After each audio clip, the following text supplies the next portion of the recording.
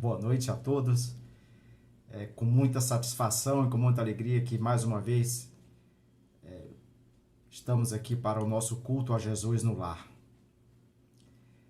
Neste momento ainda de pandemia, com restrições de ordem de saúde pública, é muito importante o culto a Jesus no lar, assim nos beneficiarmos por este socorro que Deus, nosso Pai, sempre nos dispensa, se o procuramos em verdade e com sinceridade de propósito e de intenção. É dessa forma que a doutrina espírita cumpre o seu papel consolador, seja por intermédio da exata compreensão do que acontece e também como uma oportunidade de buscarmos este refúgio espiritual a fim de nos fortalecermos, seja o ânimo, e não dando também oportunidade e nem vez para o desânimo, para a revolta, a inconformação, a não resignação. Então, como vemos, ainda que o momento seja muito difícil, é também um momento de nos refazermos, mudando condutas, mudando os pensamentos e assim nos harmonizarmos mais com a proposta deste momento ser uma proposta educativa, no sentido de que nos reconecta no momento em que nos isolamos por imposição do convívio social, conosco mesmo e com a nossa família, que são entidades que até então, pela correria do dia a dia, pelos compromissos assumidos, nos distanciavam dessas pessoas que mais amamos. Então, por este motivo, este instante vivenciado por toda a humanidade é também uma preciosa oportunidade, se nos esforçamos por enxergar por este prisma, vamos assim dizer. Mais uma vez, aqui nós nos utilizamos beneficamente da nossa água, que também representa um recurso, um poderoso recurso terapêutico a nosso favor, na medida em que rogamos aos trabalhadores da saúde, ao alto, a magnetização da água, ali colocando todos os fluidos que precisamos para a harmonia e a saúde, o revigoramento das nossas forças após mais um dia de trabalho. E para irmos harmonizando o nosso pensamento, vamos proceder de pronto à leitura de uma parte do livro Fonte Viva, do Espírito Emmanuel, que nos chega pela psicografia de Chico Xavier. Diz assim: maledicência. Irmãos, não faleis mal uns dos outros. Quem fala mal de um irmão, fala mal da lei e julga a lei. E se tu julgas a lei, já não és observador da lei, mas juiz. Esta passagem está em Tiago, capítulo 4, versículo 11. Vamos a ela. Nem todas as horas são adequadas ao rumo da ternura, na esfera das conversações leais. A palestra de esclarecimento, por vezes, a energia serena, ou melhor, a palestra de esclarecimento reclama, por vezes, a energia serena em afirmativas sem decisão.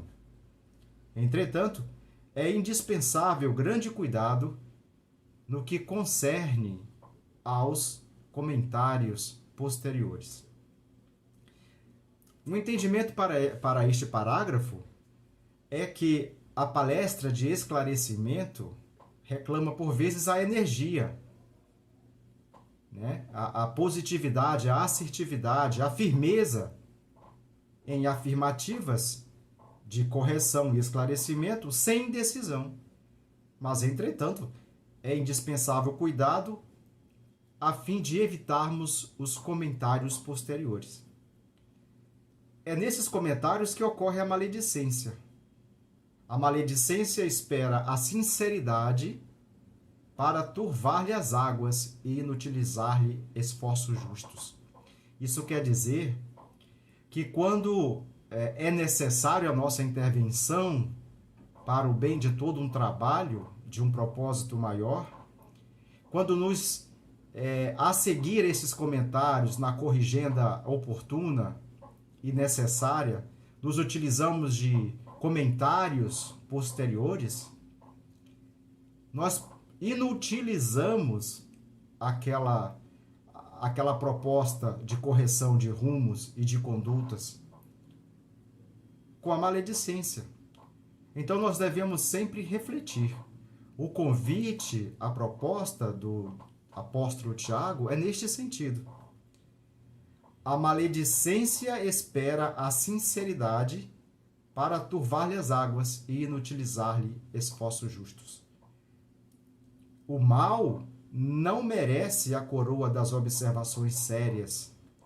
Atribuir-lhe grande importância nas atividades verbais é dilatar-lhe a esfera da ação. Por isso mesmo, o conselho de Tiago reveste-se de santificada sabedoria. Quando surja um problema de solução difícil entre um e outro aprendiz, é razoável procurarmos a companhia do Mestre Jesus e solucionar o conflito à claridade da sua luz, mas que nunca este conflito se faça à sombra do Evangelho de Jesus,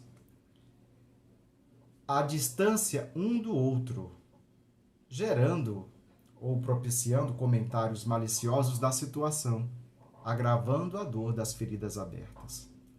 Falar mal, na legítima significação, será render homenagem aos instintos inferiores e renunciar ao título de cooperador de Deus para ser crítico de suas obras. Ou seja, quando nós, em momento seguinte ao adequado, ao momento oportuno de sermos sinceros, firmes na correção da conduta de aprendizes, assim como nós, mas em todo agrupamento humano organizado, há sempre aquele que detém responsabilidades maiores do que aos outros aprendizes. Então, esses aprendizes, neste processo contínuo, crescente, progressivo de aprendizado, por vezes comete deslizes, algum equívoco, sendo necessário, portanto, a advertência, o esclarecimento firme, sereno, naquelas conversações do grupo. E quando nos utilizamos da maledicência, nós deixamos de ser colaboradores da obra de Deus para nos comportarmos então como crítico deste processo de criação a que todos nós, filhos de Deus, somos chamados para ser colaboradores, quer dizer, colaborar. É obrar conjuntamente com Deus neste processo de criação, de redenção de todos nós. Como observamos, a maledicência é um tóxico sutil que pode conduzir o discípulo a imensos disparates. Quem sorva semelhante veneno é, acima de tudo, um servo da tolice. Mas sabemos, igualmente, que muitos desses tolos estão a um passo de grandes desventuras íntimas. É fato comum nas interações dos membros de qualquer grupo organizado, como já nos referimos, os comentários sobre um e outro.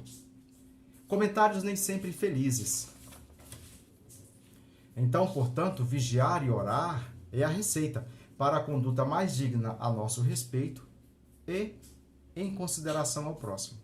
Assim, a maledicência é um veneno à harmonia de todo o grupo de trabalho, ainda mais nas casas espíritas, em que os companheiros ferem e se deixam ferir nos seus melindres sobre o verniz da crítica inoportuna.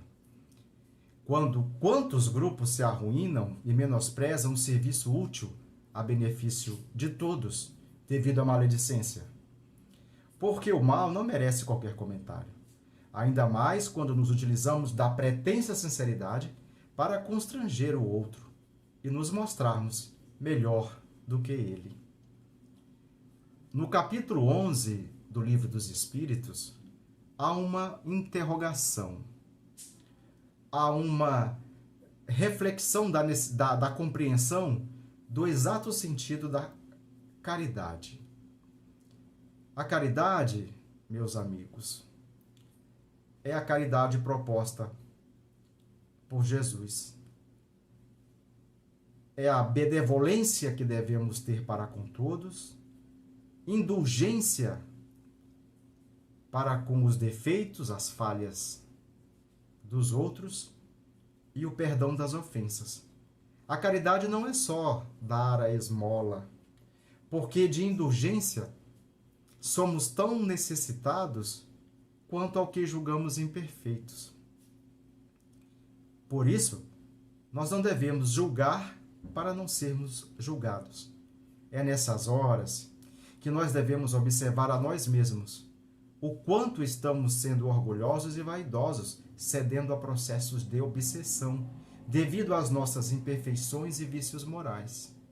Então, quando nos arvoramos em ser corregedor da conduta do próximo, devemos interrogar a nós mesmos em exame de consciência em que erro estamos incorrendo nestas situações. Porque nós reconhecemos no outro aquilo que enxergamos em nós e muitas vezes reprimimos. E aí, no afã de querermos pautar ao outro a conduta, muitas vezes o outro pode entender nesta ação nossa como sendo um ataque à sua honra pessoal, à sua pessoa. Uma coisa são os equívocos, os deslizes, as ações inoportunas que todos nós cometemos. Outra coisa é o ataque à pessoa.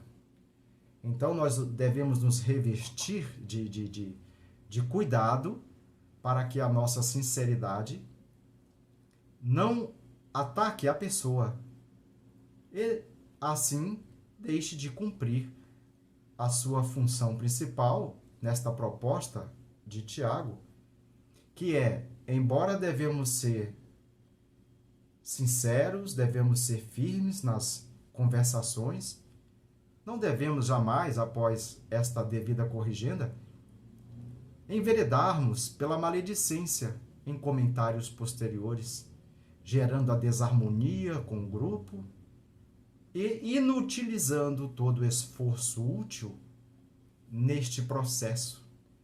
Porque assim como o outro é digno de compreensão, dela também carecemos todos nós pelas nossas imperfeições. Por isso, nós não devemos julgar para não sermos julgados. É nessas horas que devemos observar a nós mesmos o quanto estamos sendo orgulhosos. E diante de todo o processo, bendigamos esta oportunidade para nos autoconhecermos e nos esforçarmos para combater as nossas más tendências. A função do Evangelho é de caridade. Fora da caridade não há salvação. Então nós devemos sempre ser caridosos, assim como nos ensinou Jesus. A benevolência para com todos, a indulgência para com os defeitos alheios e o perdão das ofensas, porque desta mesma caridade necessitamos nós. E assim, feita esta reflexão inicial, vamos proceder à nossa prece de abertura dos trabalhos, agradecendo primeiramente a Deus, nosso Pai, em nome de Jesus, com o concurso dos trabalhadores da saúde, dos anjos de luz, à nossa volta. Aqui, neste plano, nós encarnados, nos vinculamos, nos anelamos aos espíritos de luz, pela ascensão do nosso pensamento, para agradecer a Deus este privilégio de aqui estarmos todos juntos, nos dois planos da vida, nesta hora em que tão precisada está a humanidade de consolo para as suas dores, de bálsamo para as suas feridas, de esperança para as suas angústias, e rogar a Deus a luz para o nosso pensamento, rogar as forças necessárias para não sucumbirmos, para não pararmos diante deste processo de burilamento por que passa a humanidade sofredora. E assim a doutrina espírita cumpre o seu papel de consoladora, de possibilidade terapêutica para as nossas almas, algumas tão sofridas. E é por estes irmãos mais necessitados, Pai, que te pedimos a tua misericórdia aos doentes nos hospitais, aos desenganados da medicina terrestre, aos desvalidos de toda a ordem, aos que sentem frio, aos que têm fome, aos que têm sede. Sê por eles, Pai, não apenas o pão do corpo, mas a esperança da alma, com a força necessária, vinda de vós, Pai, que te buscamos nesta hora.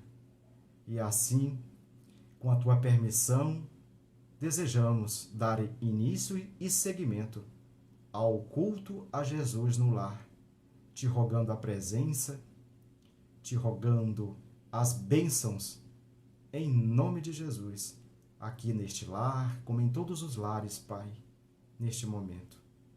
Porque de ti buscamos o refúgio, a força, a coragem para a nossa caminhada. Graças a Deus, graças a Deus, graças a Deus. De pronto, nós vamos dar início à leitura do Evangelho segundo o Espiritismo. E diz assim: o maior mandamento.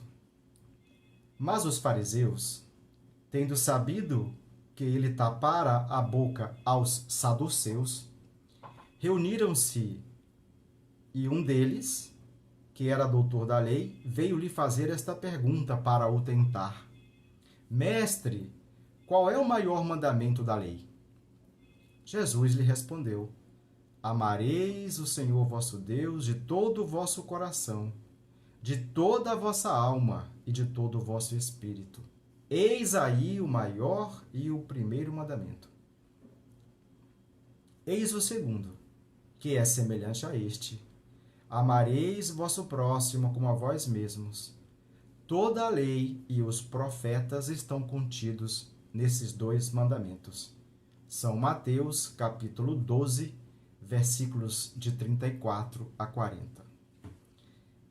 Caridade e humildade, tal é, pois, o único caminho da salvação. Caridade e humildade, tal é, pois, o único caminho da salvação. Egoísmo e orgulho, tal o da perdição. Egoísmo e orgulho, tal da perdição. Este princípio está formulado em termos precisos nestas palavras: amareis a Deus de toda a vossa alma e ao vosso próximo como a vós mesmos. Toda a lei e os profetas estão contidos nestes 2 mandamentos. E para que não haja mais equívoco sobre a interpretação do amor de Deus e do próximo, ajunta.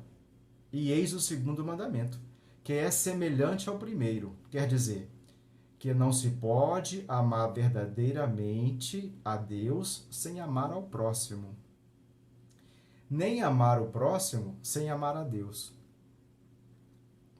Portanto, tudo que se faz contra o próximo, se faz contra Deus, não podendo amar a Deus sem praticar a caridade para com o próximo. Todos os deveres do homem se encontram resumidos nesta máxima: fora da caridade não há salvação.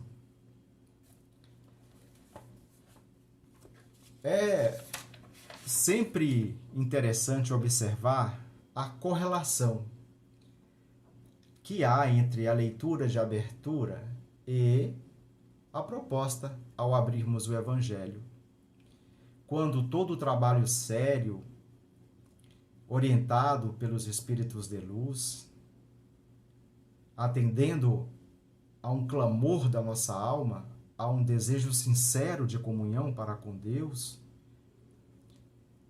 somos socorridos nesta proposta para que a nossa fala alcance a exata dimensão, o exato objetivo que tem a doutrina espírita de consolar. Alguns dirão que o que se diz nestas falas é exatamente o que a pessoa, naquele momento, precisava escutar, porque atendia e ia de encontro aos seus anseios mais profundos. É uma reflexão que devemos ter em todo trabalho de culto a Jesus no lar. Então, o maior mandamento: não se pode amar a Deus sem amar o próximo. Afinal, Deus estará conosco tanto quanto estivermos com Ele. E a melhor forma de servirmos a Deus é estarmos a serviço dos outros.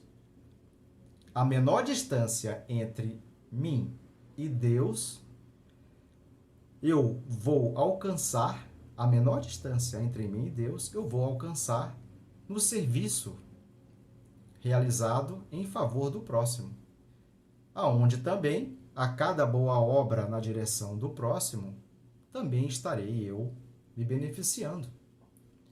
Percebamos a implícita relação de que devo amar a Deus sobre todas as coisas, porque é o nosso Pai e Criador da vida. E devo amar ao próximo, assim como a mim mesmo.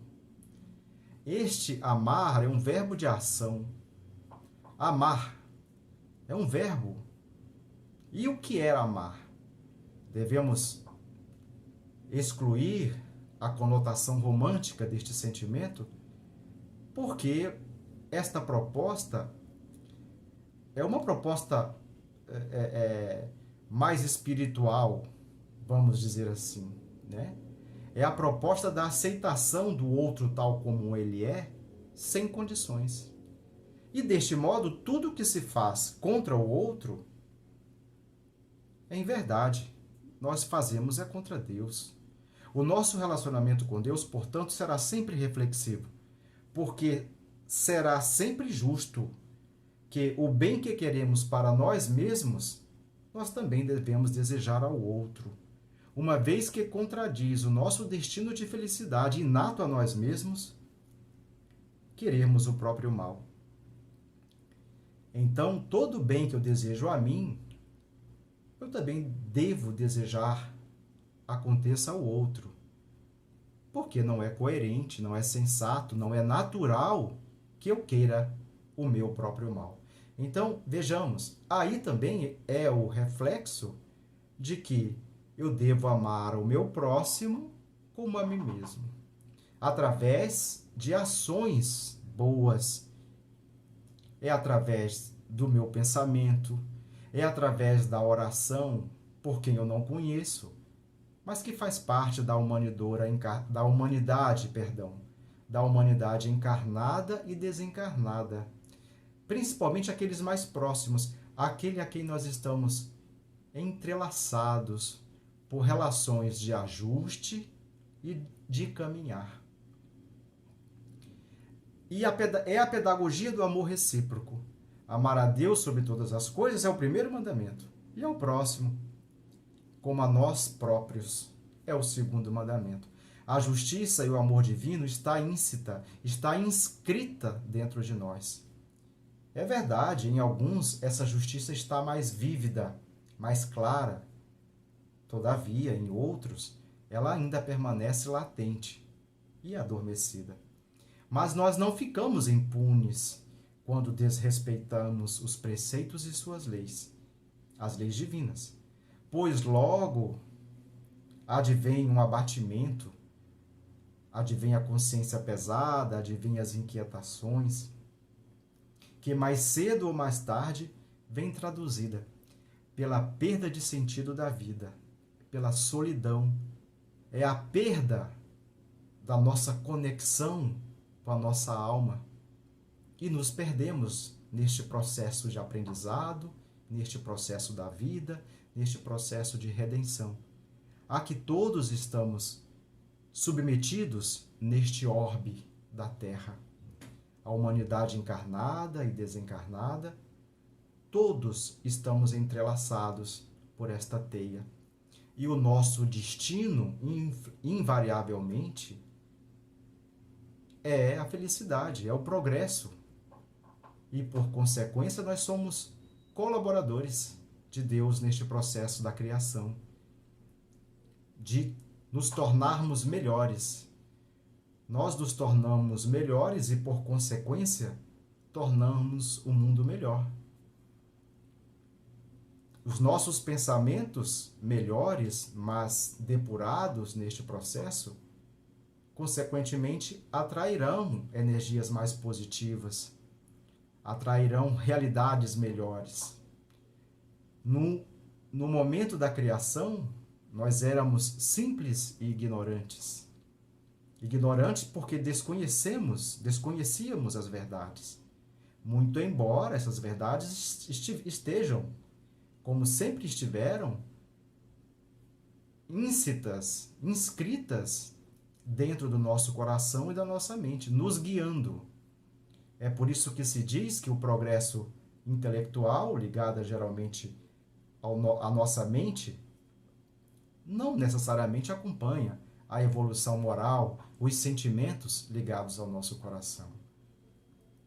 Nós devemos nos esforçar através da consciência e daí é das experiências que vivenciamos, para que, quando elas virem à tona, nós tenhamos juízo crítico e saibamos sempre escolher o melhor caminho.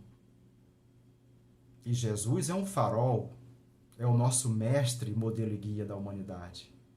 E é por ele que nós devemos nos fiar, pelos seus ensinamentos, não julgando a sua lei, mas nos esforçando para compreendê-la e, sobretudo, para vivenciá-la.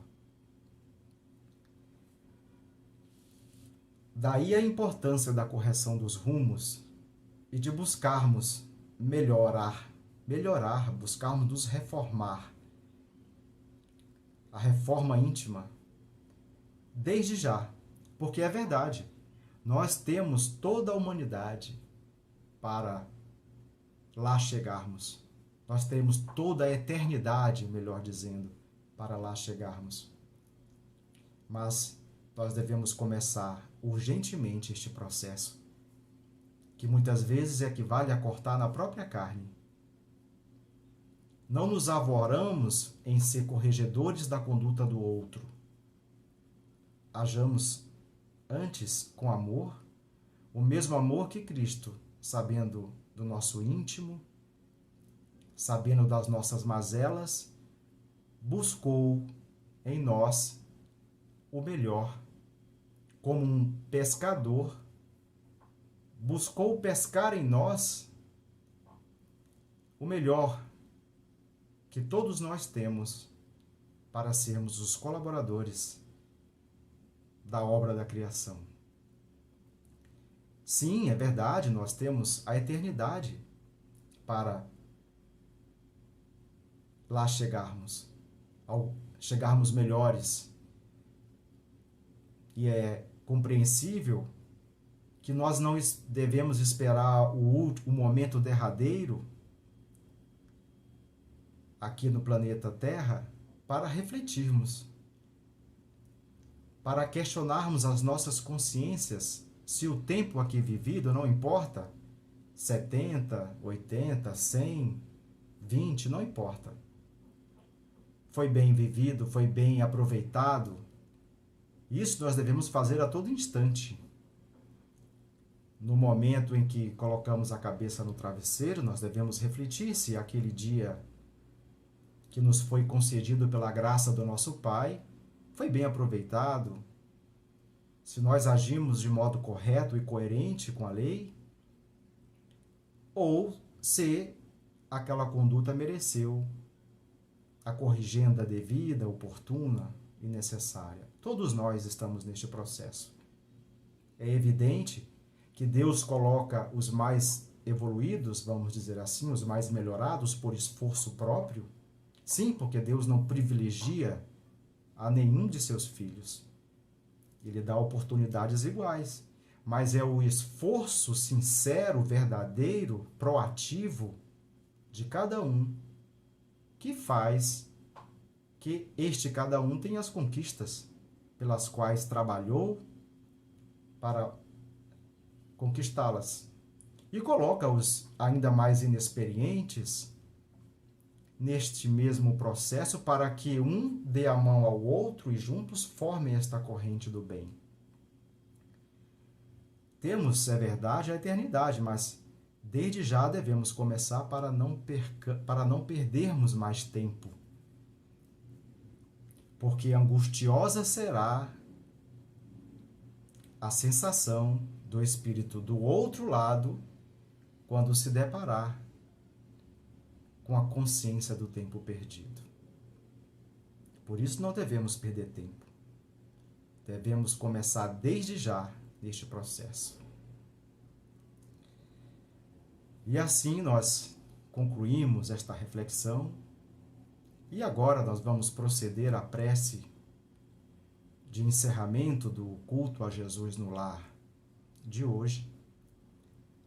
Agradecidos a Deus, nosso Pai, em nome de Jesus, as benesses obtidas, o socorro que obtivemos na clareza dos nossos pensamentos, no socorro que nos chega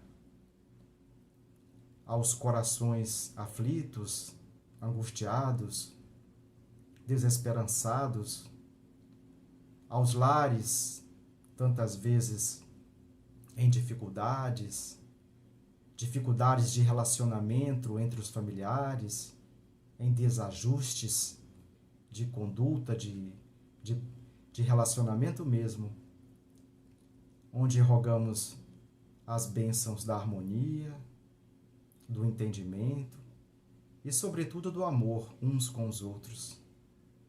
E que este amor nós buscamos por referência e por modelo o amor de Cristo, para com todos nós, nosso mestre, modelo e guia, que sempre buscava e enxergava o melhor de nós, não importando os nossos defeitos e más ações.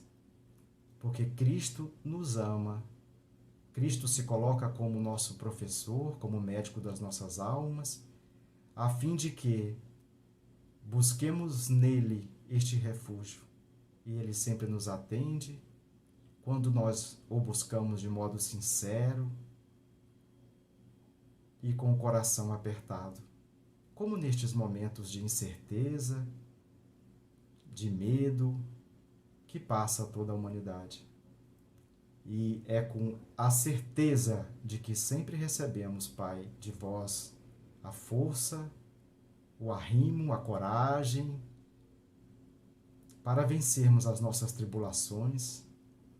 Nós te agradecemos por mais este Evangelho no lar e pedindo que permaneça conosco nos nossos lares, no nosso adormecer, que tenhamos uma noite de sono tranquila, um repouso revigorante, e que o Senhor, Pai, por vossa misericórdia, possa nos conceder mais um dia de vida e que possamos despertar corajosos, destemidos e confiantes, Pai, nos teus propósitos nas nossas vidas e possamos, de algum modo, Pai, colaborarmos contigo neste processo de melhoramento nosso, da humanidade encarnada e desencarnada, e também do nosso orbe, a fim de que estejamos mais adequados às tuas leis, mais harmonizados com ela, Pai.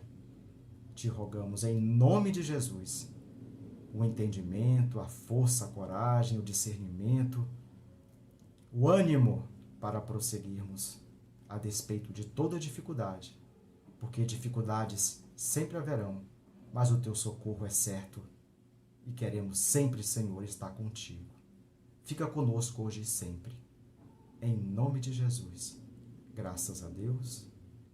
Graças a Deus. Graças a Deus. E assim nós vamos agora tomar o nosso remédio que nos energiza, que nos cura, que nos dá forças para prosseguirmos.